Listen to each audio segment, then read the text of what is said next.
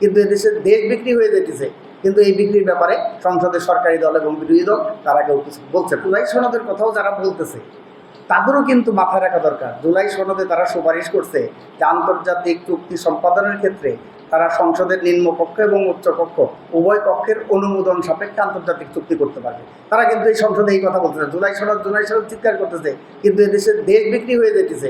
কিন্তু এই বিক্রির ব্যাপারে সংসদের সরকারি দল এবং বিরোধী দল তারা কেউ কিছু বলছে। 37টা দেশের উপরে রেসিপ্রোকাল ট্যারিফ পাল্টা শুল্ক, সেই শুল্ক আরোপ করে ঘোষণা করে 2025 সালের এপ্রিল মাসে।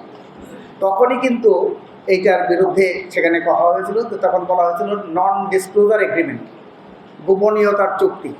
এবং সেই গোপনীয়তার চুক্তি আশ্চর্যের বিষয়, বাংলাদেশ সরকার এটা প্রকাশ করে নাই। আমেরিকার থেকে তারা কিন্তু ইউএসটিআর তারা কিন্তু সেই চুক্তিটা সেখানে তাদের ওয়েবসাইটে দিয়েছে, প্রকাশ করেছে।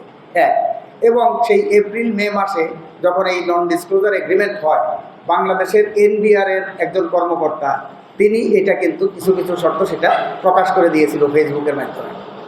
তো যেই কারণে কিন্তু সেই এনবিআরের কর্মকর্তাকে চাকরি থেকে বহিষ্কার করা হয়েছে এবং তাকে গ্রেপ্তার করে জেলে পাঠানো হয়েছে।